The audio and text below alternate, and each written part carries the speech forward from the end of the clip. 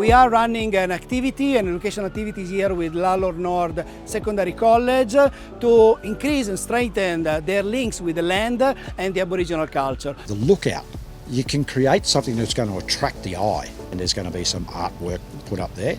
And if we really want to teach something about the area, and I'll use that as a focal point, but what I'm really hoping it'll do, it'll get them to look down at the creek itself. We did a nature walk and finding out different plants. We also did discovering water bugs, and we got to find out what the different kinds of bugs were, and we found a few that aren't seen that much.